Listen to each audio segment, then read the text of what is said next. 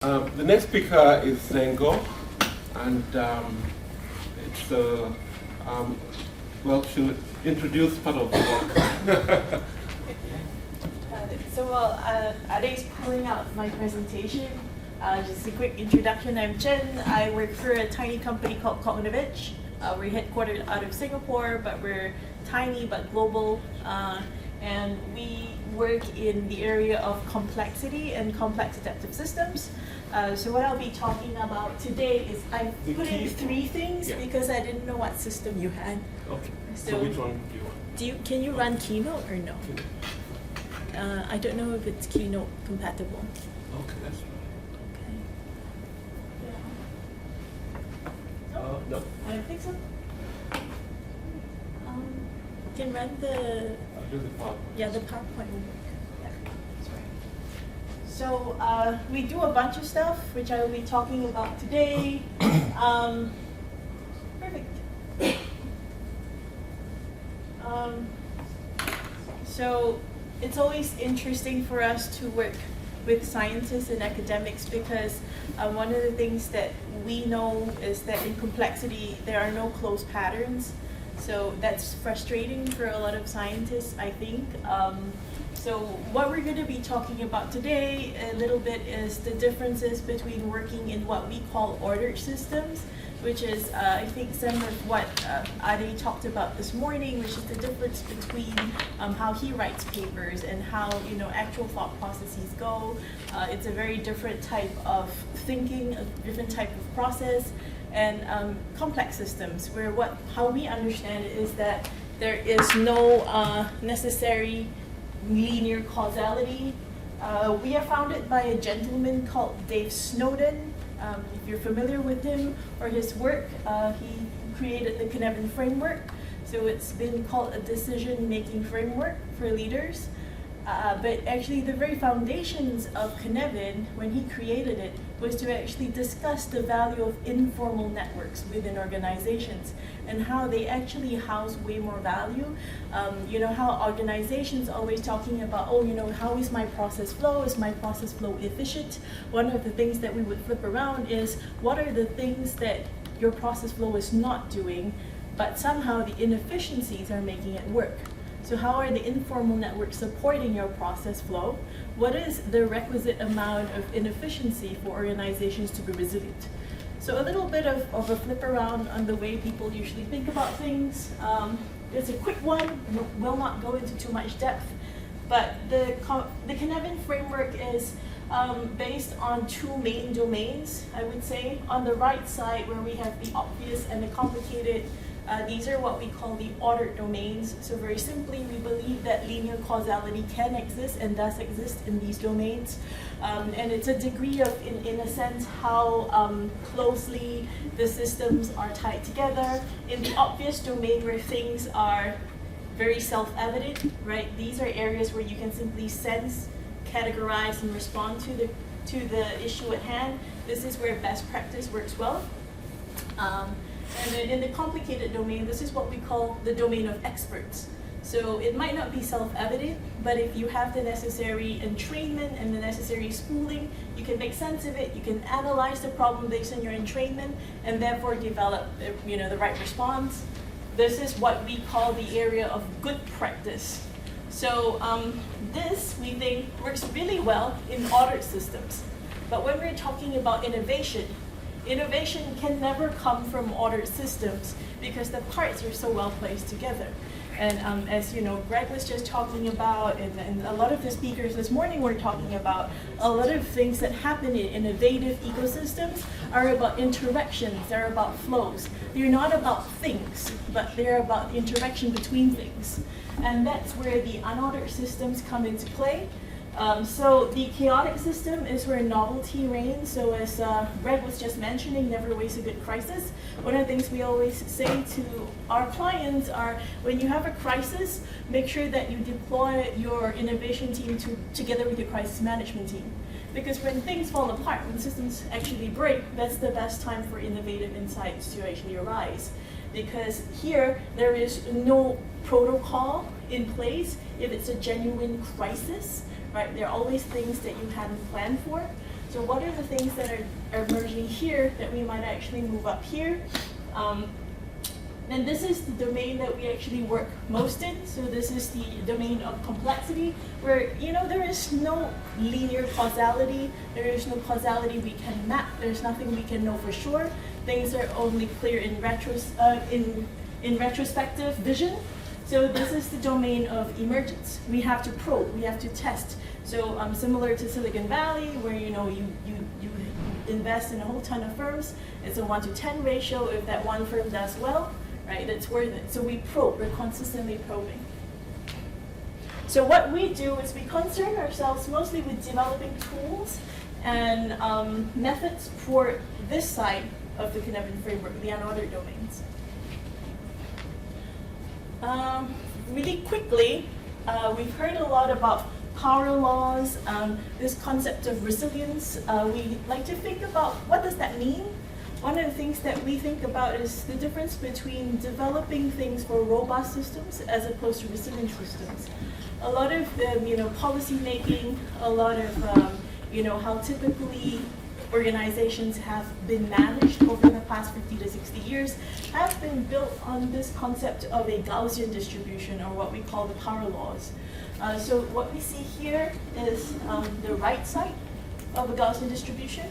This is a Pareto distribution, and this is actually mapped using natural phenomenon in mind. So here we're looking at number of earthquakes a year and the magnitude of the earthquake. It's funny he's doing this particularly in California. Right? So what we found is actually the number of earthquakes are many, but the number of very big earthquakes tend to be few. So it's the same, it's a natural law. There are many fleas, much fewer elephants, for example. But the funny thing is we forget that Pareto actually developed his Pareto distribution from studying peasant populations. So it's actually highly applicable as well to social systems. So what we found is actually, if you map a Pareto distribution over a Gaussian distribution, we have what we call a fat tail. And that fat tail actually is low probability events but have high impact, right? So what we need to do in terms of developing resilience is actually not only follow the Gaussian distribution, because if you only prepare for things that fall within, let's say, the 10 to 90% of things that might occur in terms of probability, you're actually missing out on the things that have low probability but high impact. This is the same for earthquakes, whether you're planning for it or not. So my partner used to live in Japan for 16 years, and he lived in the south, where their earthquakes are not as many, not as severe. But because, again, they were using a Gaussian distribution to plan for earthquake exigencies, there was one major earthquake while we were there, and everything fell apart, compared to the very massive earthquake that happened close to Tokyo, and the train systems were running through 3 or 4 hours later, right? It's because the probability distribution was different. So what we believe is that if we actually plan for things according to this low probability, high impact, not that we do all sorts of planning, but we actually have the ability to do what we call weak signal detection, right? To actually do early detection of things, to allow for fast recovery or speedy exploitation if we see the opportunity. So looking for outliers, looking for weak signals is actually one of the ways we can do or develop systems with greater resilience. So how do we plan for the system to fail? Right? What are the things that we have in mind for the system to fail? To do that, what we found is we actually have to move from a Gaussian world to a Pareto world. So what this means for us is it's not moving up there.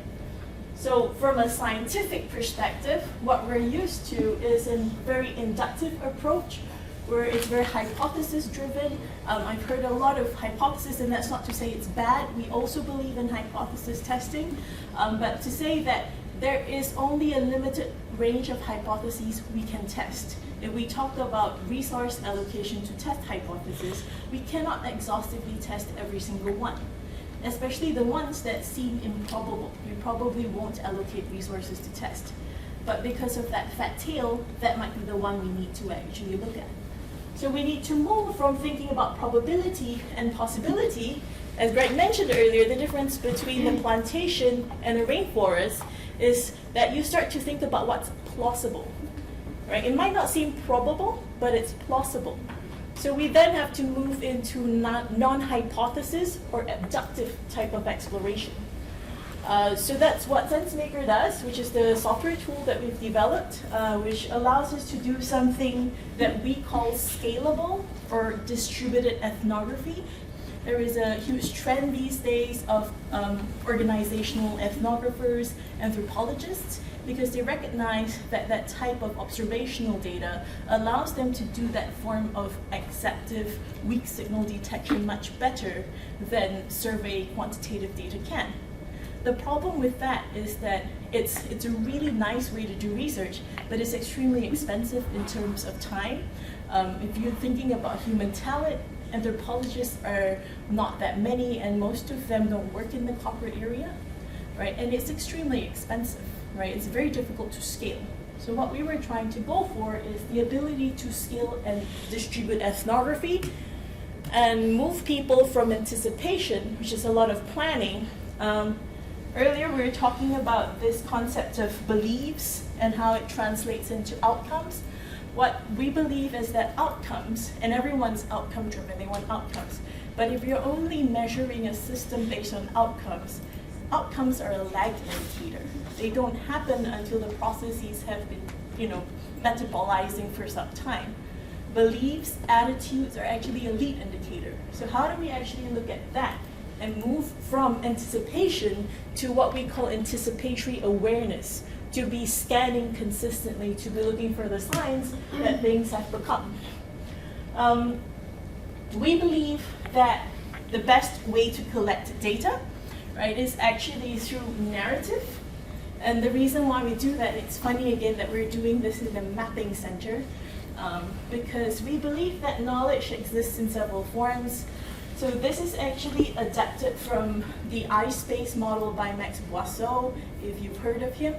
He's Knowledge Management Academy of Science guy. His I-Space model says that knowledge basically exists in several different ways. It can be concrete or abstract, right? It can be uncodified or codified. So to give an example of this is embodied knowledge, things that simply exist, right? The example that we like to give is the London taxi driver. We know that the London taxi driver goes through these intensive periods of study. So they actually ride around with a map of London on a bike with a headlamp for 2 or 3 years before they actually sit for the London taxi driver test. What happens after that is the map is literally embodied because their hippocampus enlarges. Right, and they can literally know all the little shortcuts, and that also counts for the fact why London taxi drivers are excellent city ambassadors. When you hop into a London cab, you're getting a tour guide, and that's one of the reasons. And this is lovely, it's concrete, it's uncodified, it exists at the level of the body, the embodiedness of it, but the problem is that that doesn't scale, right? So on the other extreme, right, we have highly codified and highly abstract symbolic knowledge. So we're sitting here in a mapping center. So cartography maps are a really excellent example of a highly codified, highly abstract thing, right? If I'm not familiar with a space, I have a map. Actually, I have a map of Stanford sitting in my bag right now that the nice lady at the lobby gave me because I couldn't make my way around this morning, right? Because I'm not familiar, I need to consult the map. The problem is that this is highly problematic. So the reason why there is this map of, anybody recognize this? It's New York. L-I-R-R, yeah. Right, so our founder, Dave Snowden, is a typical Welshman. He loves the opera. So when he goes to a city, if he has the time, he likes to go to the opera. So the very first time he is in New York City, this is probably in the 90s, early 90s, he's excited. He finished his meetings early. He used to work with an IBM. So IBM is up there somewhere. Is it White Plains or I can't remember where it is. But I'm So from New York, I'm here. yeah, yes. Yeah. So he's like really excited. So he goes to the opera. After that, he decides, okay, I'm gonna go back to my hotel, which is right next to IBM. So he likes to take public transport. New York's perfect for that. He pulls out his map, and back then it was a physical map. He says, okay, if I walk maybe like 10 blocks north, I can make my way to the closest train station that takes me straight shot up to the train station next to IBM. So he says, okay, I'm gonna start walking. Walking. The thing is, it's his first time in New York, right? The train station is on 125th Street. Okay. See, Bruce is laughing because he's familiar with New York. In the 90s, if you're a white man in a dinner jacket, you do not walk to 125th Street to take the train because it's Harlem. Right? The thing is, he doesn't know that because he's basing his knowledge on this abstract, symbolic thing. He doesn't have the embodied knowledge to actually have that point of gravity to guide his actions. Right, so what happens is he's walking, and as he does so, he realizes, I really shouldn't be here. So he's lucky because a police car pulls up, winds down the window. What are you doing here, buddy? Pulls him into the car and drops him off at the train station. The next day, there is this story of this crazy Welshman who went to 125th Street in the middle of the night. Right? And that story is floating around IBM, and that narrative actually acts as a nice scaffolding point between the 2 points of knowledge. Right? So Max's I-space model has a third axis, and that's actually the ability for knowledge to be disseminated. So that's the third axis. So if you think about codified, abstract, concrete, uncodified, that third axis is that of dissemination. So narrative actually sits as a really nice midway point. The same way when you join an organization, you don't read the employee manual when you join, you take your colleagues out to lunch because you want to hear the stories, right? So, you know what? All these years have passed, and what you're just saying now, the way you've built out your illustration here, finally I connect the dots about the role of folk, F-O-L-K psychology, because you have people who are like streetwise or whatever, the embodied knowledge, like you go to a place like the street games or whatever, they know, there's always someone, you go to a country who knows like how to get things done, where the real danger is, all the abstract, but then how do you diffuse that information, immediate point through that narrative point? Yes. The role for folk psychology, I never quite parked it the way I have just a second, so just wanted to throw that in there. I was very happy this morning listening to all the presentations because I was listening to like Bruce talk about storytelling, Ade talk about how do you tell a story in engineering and things like that. At the end of the day, the thing that moves people into action, and if we have a bias for action, right, we need to actually stimulate action to make change, right? Then we need to be communicating through stories, but also we need to be receiving communication through stories. And that's why we see a lot of software developers and all that, they're moving toward user stories as a way of collecting information to act on. Right? So that's the basis that we draw from. Yes? I mean, as a city kid who grew up in Philadelphia and rode the subways in places that perhaps tourists would have been told they shouldn't, I always felt that I was totally safe in those spaces, and that was the story that I would tell at my elite private school. I swear to God, at Germantown Academy, and that it was just folklore that it wasn't safe, okay, for white people, to be blunt. And I heard some of the most amazing a cappella singing in those train stations because I was the only white person in that train station at that midnight hour. But I did not feel unsafe. Yes. And I think that there's a part of how gentrification happened exactly in the neighborhoods you're pointing to that made for storytelling to change the impression that couldn't be a mixed neighborhood, because it is now a mixed neighborhood.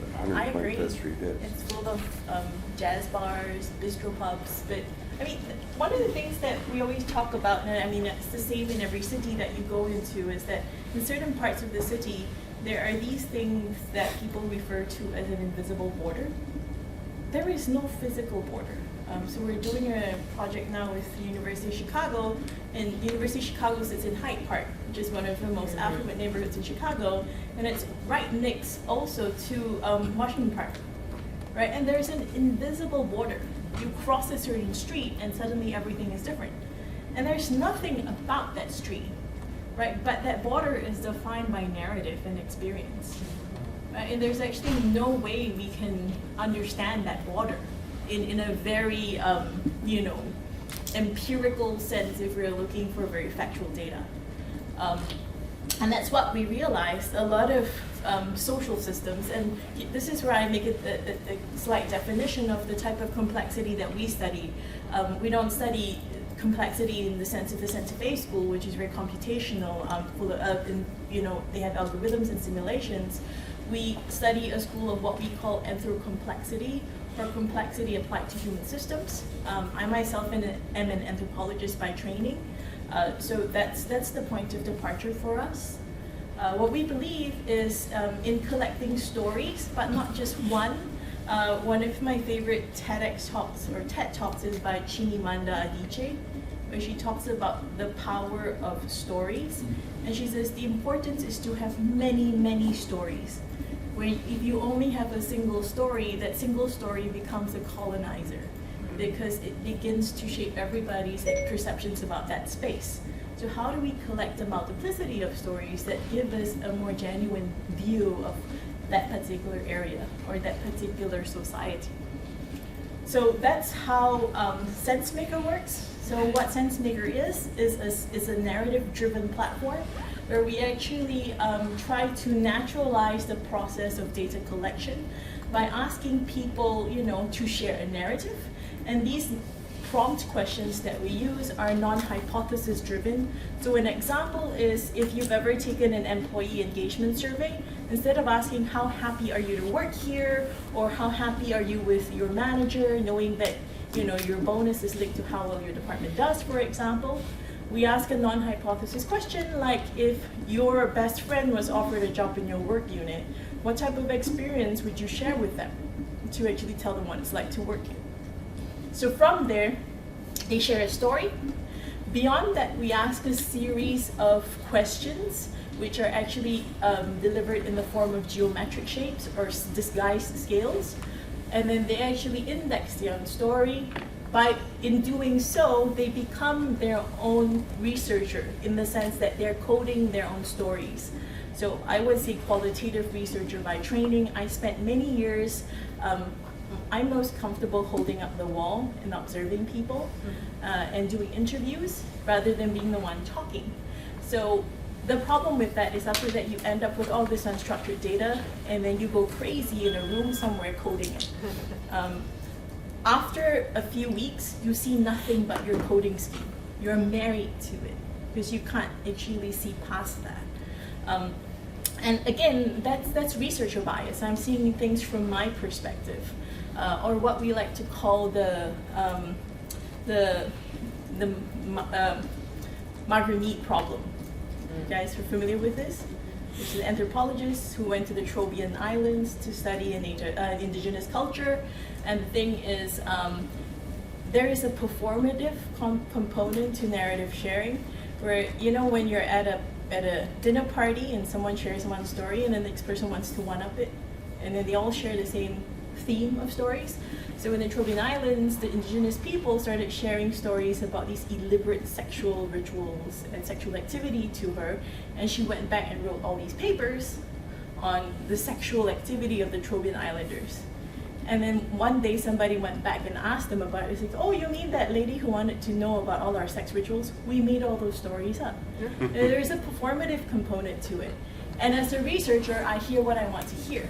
So to actually remove that power dimension of me just taking and extracting the story, I return the power of interpretation back to them. So those indices allow them to code their story. So I'm just going to run through this really quickly. This is a, yeah, I'm going to go through this very quickly. They share their story. They go through a series of indices like this. This is one on justice. What we found is no matter what community you go into, there is some concept of justice. Bear in mind this is cultural mapping. So we designed these signifiers based on the area of inquiry. And if it's innovation, we'll design those in innovation. This is on justice. What we found is always some form of restoration, revenge, or deterrence. They share their story, and then they say, okay, my story sits somewhere here. One story is not so interesting, two not so interesting, but with many stories, we actually start to see patterns. So this is close to 2,000 stories. We ask multi-choice questions that allow them to give more layers of information. Here they're color-coded by emotional tone. The greens are positive, the reds are negative. So when we saw this, we were very worried because of the high number of positive stories indexed toward revenge. It's close to 2,000 stories. What we see here there are some positive stories toward reconciliation. So if I want to actually stimulate some action, I want to understand what are the stories here. What can I do to actually take a look there and get people to tell more stories like this and fewer stories like that. So we depart from making interventions based on platitudes and on actual things that might develop some points of traction. So yeah, that's my presentation. Okay, great. Okay, a little bit more. I didn't want me to show this in particular, so what we're able to do is, I don't know how to, so stories, again, patterns and context provide meaning. We can actually start understanding general patterns, outliers. We can do things like compare across communities. So again, what the thing is, you can actually have the patterns, but you don't lose the context. You can go back to the stories. Another level up is we can actually create what we call narrative landscape maps. So these allow us to map these things across dispositional scales. So what we see here are the things that have these high concentrated loops. Those are what we call a really hot, deep sum disposition. It's very difficult to shift, right? But things that have more loose, you actually have more space to shift them. But this also represents more diversity of viewpoints. And in terms of developing resilience, you actually require requisite diversity. For example, it allows us to do things like compare across organizations. So this is a merger and acquisition between an American firm and a French-Canadian firm. So the reds are stories from the American firm, and the blues are stories from a French-Canadian firm. So the French-Canadian firm purchased, or they acquired the American firm, and when we saw this data, we were like, no wonder, because there is no diversity. There's no requisite diversity, right? You can do things, so this is a study that we ran with PwC in 2016. We collected decisions across 2,000 C-suite. What we found is there's a bias when we ask them, how would you make your decision? A lot of them say internal data and analytics. So what we did is we isolated this part, and then we crossed it against another indicator, which is analysis informing this decision. Is it based on machine algorithms or human judgment? You see, even though it's internal data and analytics, you still see that human judgment is really critical, right? And what we can do then is abstract that one level up. We can fractally model it across different countries. So this was a global study, so we're able to see it across different countries. So that's the end of my presentation. Thank you very much. Thank you.